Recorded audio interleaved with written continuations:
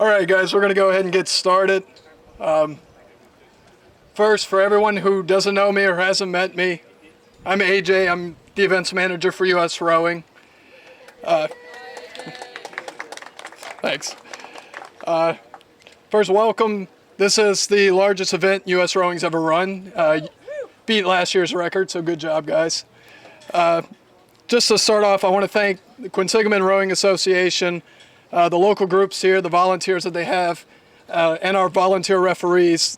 Everyone's here from locally and around the country to make sure you guys have a great week. So let's give them a quick round of applause.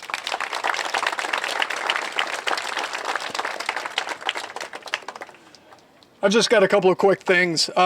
First, the inclement weather policy.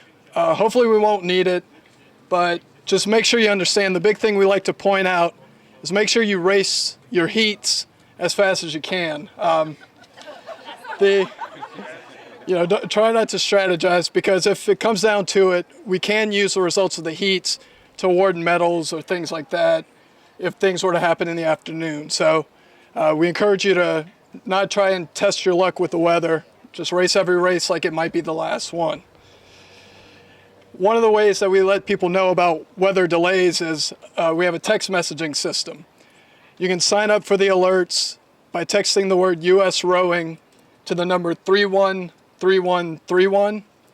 There's also a link on the USRowing website that'll let you add yourself online. Might be a little easier. And just to make sure everybody has somebody on the list, we added the Regatta Central Race Day contact for all the teams on there. So at least one person in your group should be on the list already. If you have any issues signing up or any questions, see us at the USRowing desk and we'll help you out. Credentials, yellow wristbands. Most of you have it. Make sure everyone in your crew has it. Make sure your event numbers are right. They'll check them as you weigh in. They'll check them as you launch. So if you need any changes, there will be a station on both sides of the lake starting tomorrow to print any changes. So if you have one and something's wrong, you can make those changes on any side of the lake. Lineup changes tonight. Regatta Central is going to stay up until 9 o'clock. So if you have any last minute lineup changes, make them online tonight. We'll pull that information in, and starting tomorrow, you'll have to fill out the paper forms to make any further changes. Now the fun stuff, awards. Because everyone's racing so many times, we have a stage set up down there on the beach. Basically, the medals are just going to be there starting in the afternoon every day. As your schedule allows, come by. As long as the race is marked official, we'll go ahead and give you your medals. The stage is there for a nice photo op, get your trophy, things like that. So we know you guys like to race, so just come by whenever you can. And one new feature this year at Quinsigamond, right behind me, we have the beer garden. It'll be open starting at 3 o'clock every afternoon. The National Rowing Foundation's putting it on, so everything they do goes to support the national team. So all the proceeds will be going to help out the national team as they get ready for what comes after Rio. Now I'll turn it over to Pat. Pat's with the QRA. He'll go over some of the local things for you guys.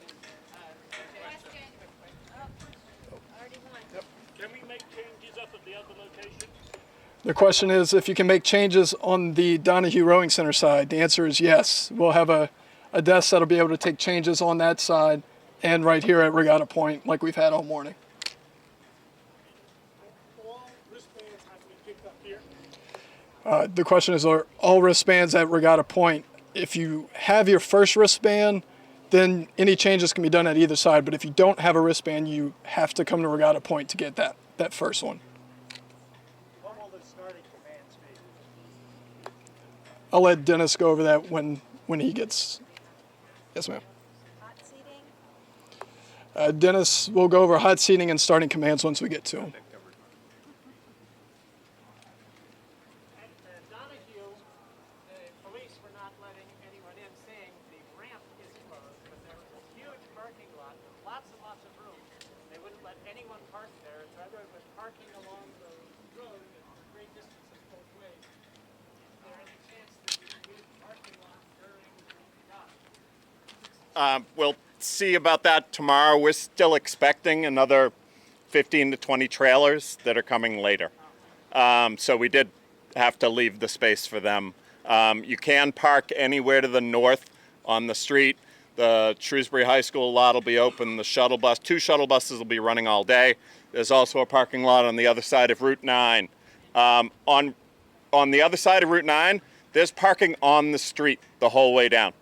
So if there's a parking spot on the side of the road and it doesn't say no parking, you can park there, okay? On the weekend, that's Thursday and Friday. On the weekend, Saturday and Sunday, you can use this lot right halfway up the hill. Okay, they know we're gonna use it. We just can't use it on Thursday and Friday because the hospital's operating, okay? Okay, they'll go over your launching and landing procedures. Couple of things, just local housekeeping things. First, I want to thank Jason Steele, who is here somewhere. Right here.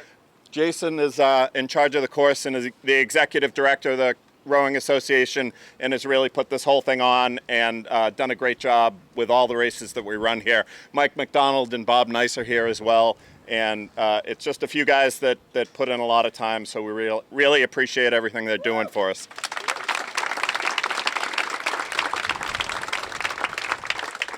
Safety, clearly the biggest thing is safety. We want fair racing, we want fun racing, but we want it to be safe as well.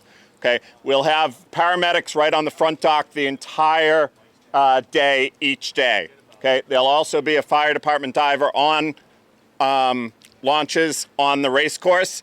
If you run into any problem on the water, please flag a referee down. We'll get a fireman to you right away. Okay, we can get you medical help very, very fast here, okay? So right here, there'll also be a paramedic at Donahue, okay? We're all tied in right to the 911 system. We can have an ambulance here in no time. But if something happens and you want to take care of it yourself, walk right up the hill. The first right is the emergency room, okay? So you're not very far away from doctors, and as a matter of fact, there is a very good possibility that the doctors that treat you will be former rowers, because UMass has a ton of them on staff there. So they'll take great care of you. Thunderstorms, they aren't in the forecast, but I didn't believe that, never believe that. If we do get thunderstorms, okay, we watch that all the time. If we do get it, we clear the course by 1,000. If you're on that side of the starting line, you'll land at Donahue. Whether you launched at Donahue or not, the referees will take you off to Donahue. If you're on this side of the starting line, you'll be brought in over here, okay? And then we'll announce for you to take shelter that there's a storm, and we'll try and give you as much space, as much time as we can, okay? The other way you'll know that it's happening is all the police and the fire department trucks turn their sirens on. So you should have a good idea of that. Launching landing pattern. I think that's everything. We haven't done launching and landing. He'll go over that. Have you talked about dead stop on the race course? If there's a race, okay. How about how we enter the state boats, high stride? Okay, good. We talked about briefly all the way to 290, but we don't need to go all the way to 290. Yeah, don't go through the bridge. Very bad idea. Stay between the bridges. Stay between the bridges. And we talk about how heats are dropped in the afternoon. They do that. You do that? Okay, so last thing I need to say is thank you very much for coming. We really appreciate it. We hope you also have some time to get out up the top of the hill, turn to the left, Shrewsbury Street. Lots of really nice restaurants and bars. Please use them. They're great places to go. And all the way down Shrewsbury Street on the weekend, there's an Italian festival. The food is unbelievable. So if you'd like to partake of that, it's called the Mount Carmel Italian Festival. Questions on local stuff? Any chance of a shuttle bus at that? I'm sorry? He's going to address hot seating. I'm sorry. If a club needs to get multiple boats, but not enough for a trailer off the premises before Sunday, is it possible to bring a truck in to just get boats loaded and out of here, or do we need to pass them over the fence? Now let's just work with the guys at the gate. That question was if you got to get boats or a trailer out of here beforehand. We understand that. What we can't do is just keep having trucks in and out the whole time. It's going to be really crowded up there, and it's going to be dangerous. So work with the policeman at the gate. The cops that work with us work all the races in May. They're really good, and they're very pleasant people. If you're nice to them, they will be very nice to you. I can assure you. So if you just work with them and let the folks at the gate know, they'll work with you. One more question. Any chance of getting a shuttle bus stop at that lot over there in Lake No. Shuttle bus on that side there's no shuttle bus on that side. That's a walker. It's not far. Any other local? Okay, again, thank you. All yours.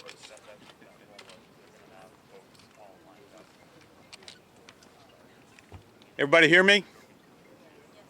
No megaphone required? Okay, good. On the back. All right. Welcome. My name is Dennis Katarevic. I'm your chief today and tomorrow and the next day until Sunday. You got to live with me.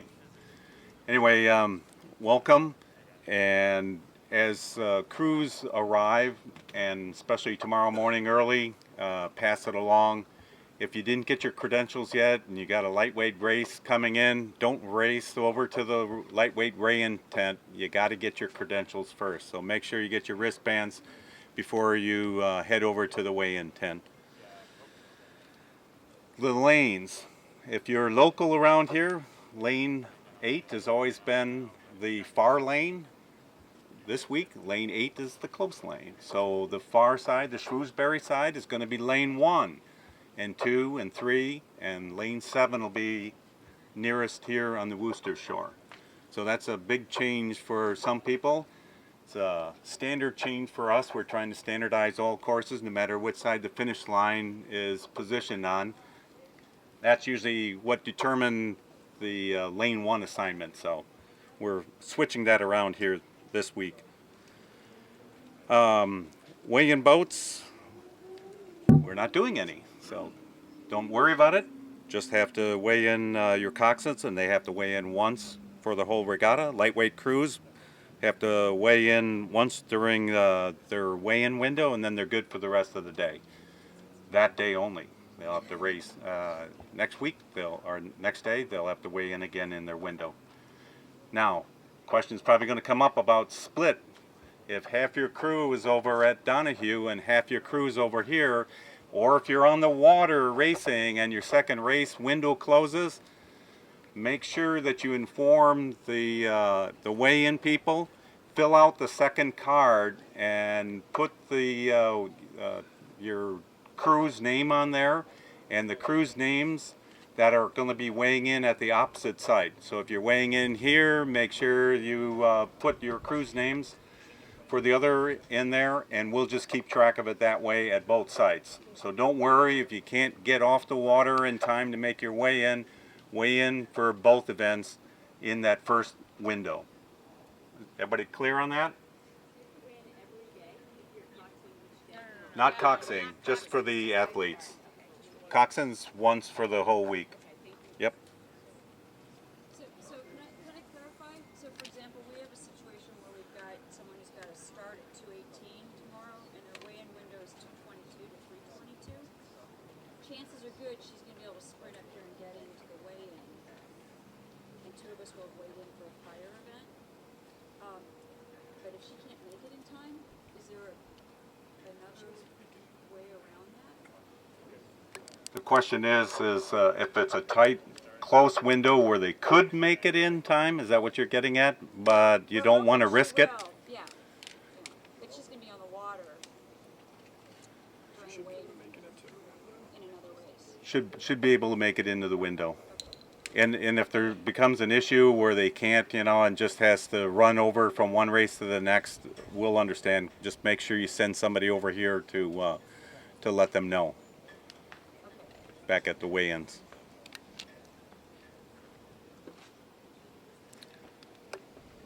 Control Commission.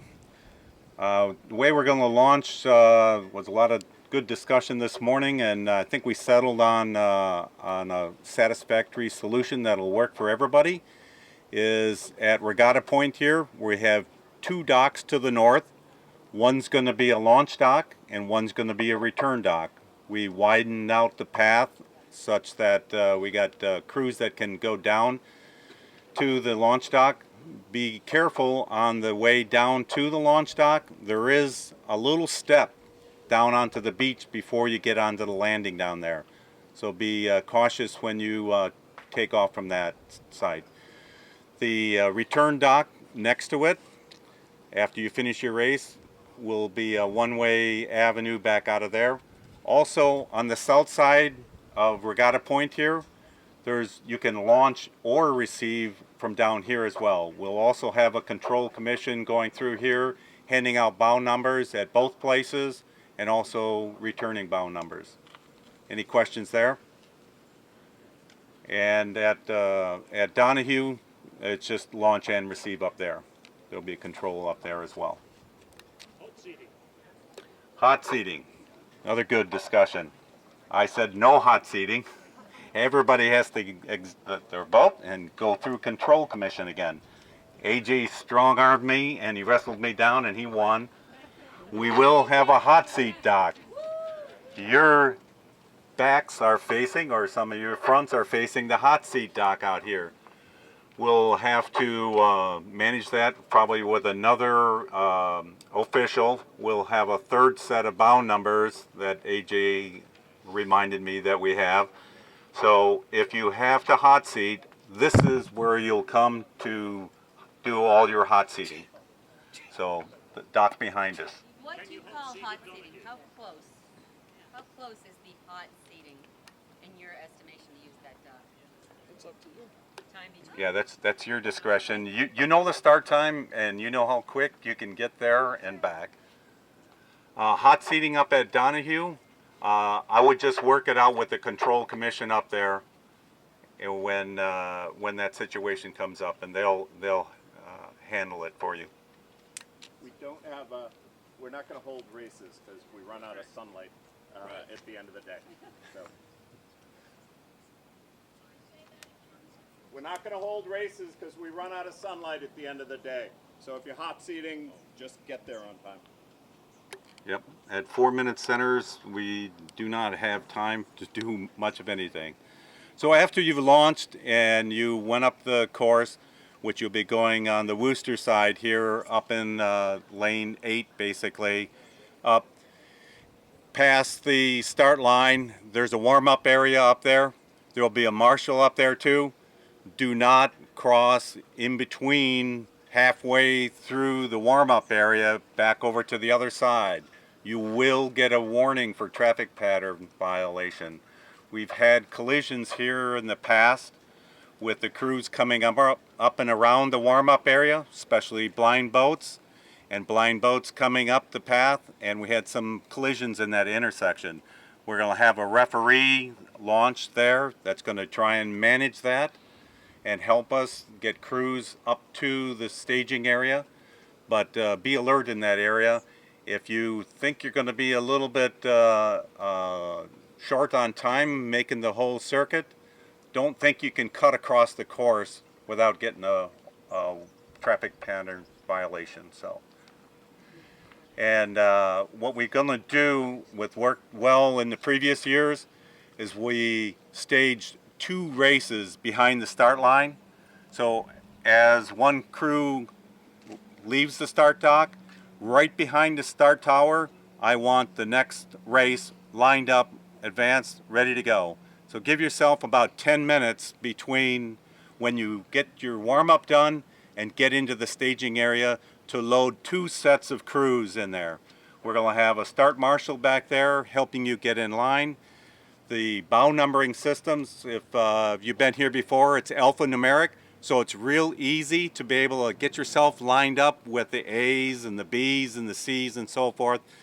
And what we're going to be doing is coming into your lane between your lane markers. So lane 1, you'll be coming in, you can take lane 0 to lane 1, come in between each the stake boats and approach the start. You got 4 minutes. So as soon as the crew in front of you reaches out and gets past the breakage zone, the assistant starter is going to turn around and it's going to call you into the start. You've got 2 minutes to get locked on and that race can start anytime within that 2-minute gap there. but we're going to keep them right on the 4-minute centers, plus or minus 5 seconds. Question? That's not what the Yeah, the rules forms, said. They yeah. said we had to go around and come across. And now it's, you can't go between them? Yes. That was another arm wrestling I won today. Yay. Thank you. Another question. Do I understand correctly for hot seating, you have to go around the whole loop to be able to hot seat on the other side via parking going down? Yes, you will have to go all the way around if you're hot seating at Donahue lot. If you're coming from here, you'll have to go up the Worcester side of the shore, around. Nope, you'll be going against traffic, and we don't want that. Got to go around the traffic pattern and to get over to Donahue. It's not that far. Start commands will be standard start commands. There'll be a polled start across all of the crews. Attention, red flag will go up. Go. Are you recognizing Coxswains' hands? The question is, are we recognizing Coxswains' hands? We haven't recognized Coxswains' hands for 3 years now, so. The starter will keep an eye on you. Sure, they'll see, and if the coxswain is not adjusting any point, then they must be straight. Just they have their hand up in the air. All right. Any other questions?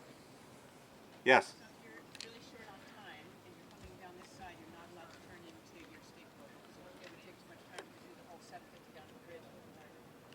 If you're just let's say it's the semis or the finals for the day, you don't need another warm up. Yes, you can go up the Worcester shore and then get right into the 2 staging areas. So not into your stake boat, into the staging area. Right. But once you enter the warm up area, you're committed to go all the way around. Question. So yeah, question. So how exactly alike do the team uniforms have to be? For example, if someone in the same color shirt, but a couple of the members have stripes down the side. The question is about the uniform rule. How strict are we going to be? That was coming up on the list here. But now that you brought it up, we'll answer that one. Obviously, there's a lot of crews with a lot of legacy experience that have variations of the same crew and similar shirts, slightly different color arrangements, whatever. We'll try and have the starter understand there's some flexibility there, but obviously if you got a composite crew, it doesn't matter. You can have different shirts for composite crews, but yeah, this is a national championship regatta. I mean, we're trying to keep it that class, you know, so yeah, we want to enforce the uniform rule. As we approach the start, do we need to be a dead stop if there's a race in the course? As you're warming up, Yep. As we're going down, do we need to be at a dead stop if there's a race coming down? the question is, do we have to be a dead stop as we're coming up the course and as a race goes by? I think that's a common courtesy that we should give to all the crews. As the race goes by, you should stop and not cause any wake for them, and then continue by. Because it's tight on this inside lane. Yes.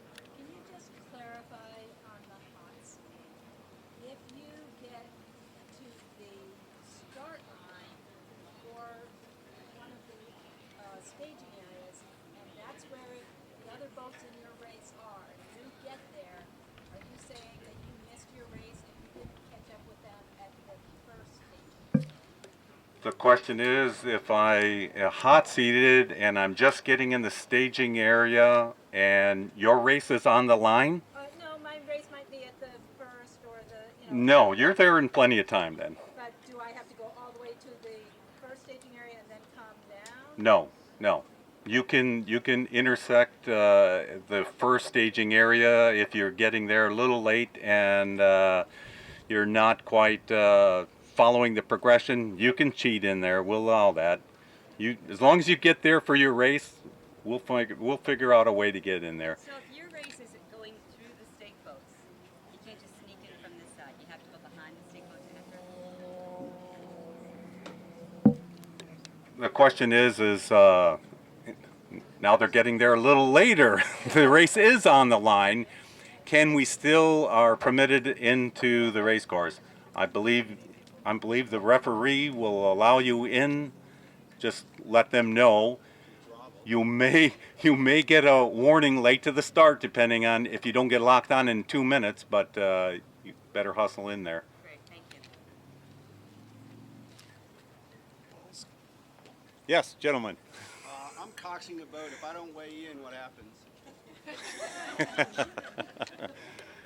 The question is he's coxing a boat and he didn't weigh in. What happens? Well, there's you should be. I'm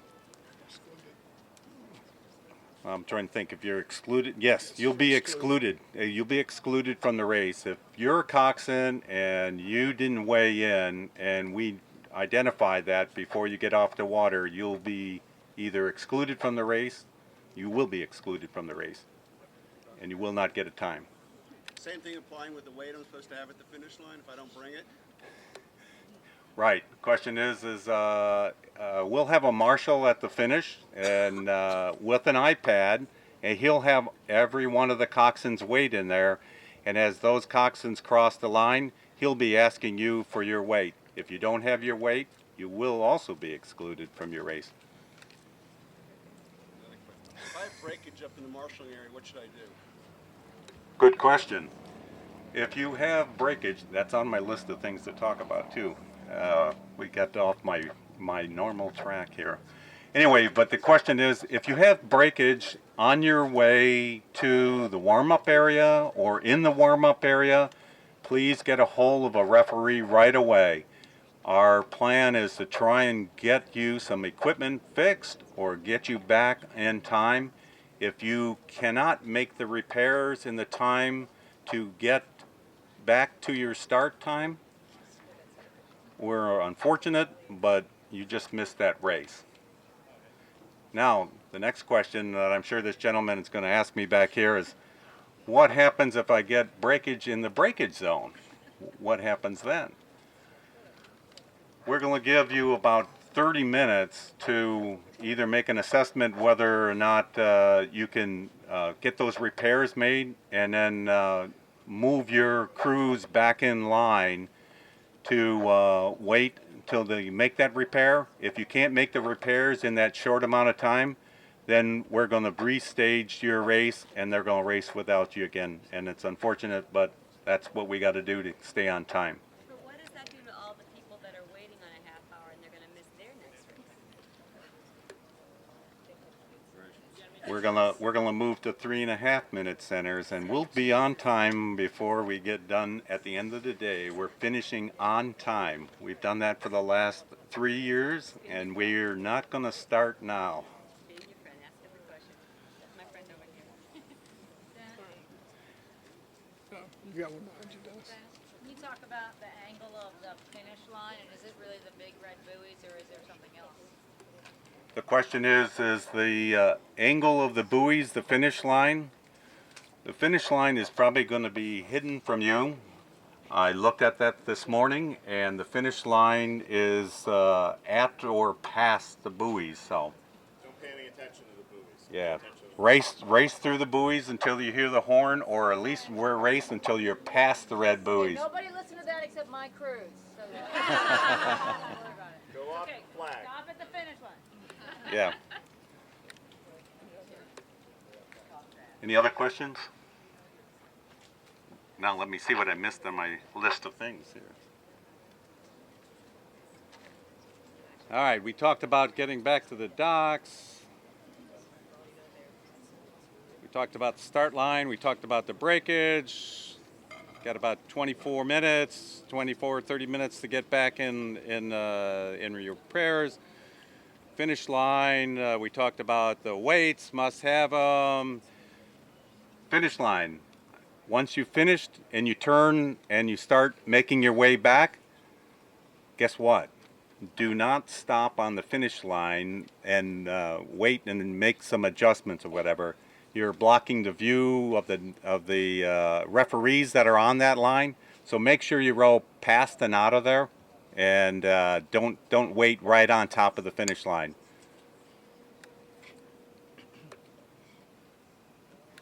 Go ahead. File an objection. Protest. So, in we didn't talk about this one on my list yet, but Coxed races will be doing static refereeing. So the masters have said that they don't need referees following the races. So Coxed races, to us then, asking us to do static racing, we can't follow the race, so we believe you can row a straight line between your courses, so there will be no interference, so there will be no penalties, there will be no protests or objections. They're not protests anymore, they're objections at the end of the race when you raise your hand. And if you don't get your objection settled by a referee, then you can formally do a protest at the finish. We will be chasing the blind boats with referees, but not the Cox boats. Now, in the later part of the day and in some of the higher age brackets, if it's a third or fourth race, we may throw a referee to chase part of the race down. So for a Cox race, but we'll see how Mother Nature treats us tomorrow. Can I just ask another question? How can there be an EMT on the water for every race, but there's not an official behind the race? The EMTs are going to be at the hot seat dock here, so they're going to be ready to leave in an emergency. I don't believe they're going to be motoring around on the course. Patrick said there's going to be on the water for every race. They'll be physically, yeah. The referees. I got some notes. One last stretch, or Yeah, whenever. Okay, so if you're launching off that side, are you returning out this side or the far side? If you're across the river, across the water. If you return on that side, no. Everybody will be returning on the Worcester side here. Yep. okay, same time. Buoy colors. What are the buoy markings? Are there every Buoy markings. What are the buoy markings color? last 250 is red?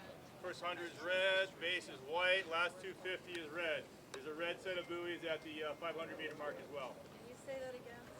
The first 250 is red. It's white in the middle. First 100 is red. White to the 500 meter mark, you'll have a single red ball marking halfway. The final 250 is red, which you can see right out there. Everybody get that? First 100, red, white, red at big ball at 500, and then red again at 250 on in. One more question? There was something written up here that you couldn't try a start after the 500. That's for warm up today. Just otherwise, you could just as you're going up. You better be doing starts tomorrow morning when you're on the start line. Yeah. Oh no, it says it on here. We're not practicing. Oh, that's during on your way up there as a race is going by. That was kind of the question I believe that was happening. Can I do pressure on the course next to the course? That's fine unless there's a race going by.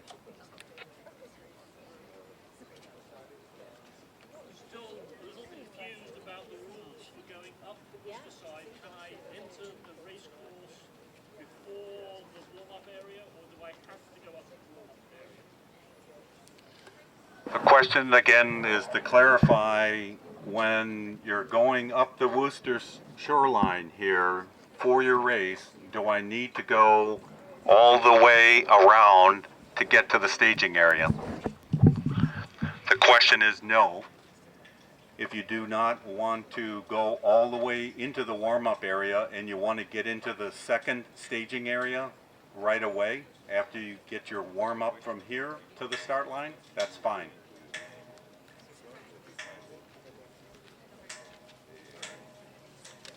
I think that's it. All right. Thank you. You got any closing remarks, AJ? No, just as we go through the weekend, if you have any questions or anything, right here at Regatta Point or at the Donahue Center, we have US Rowing people on both sides, so just make sure to ask us and we'll get the answer for you. Good luck, everybody. Yeah, it would be cell phone time. Cell phone time. What's up, Jay?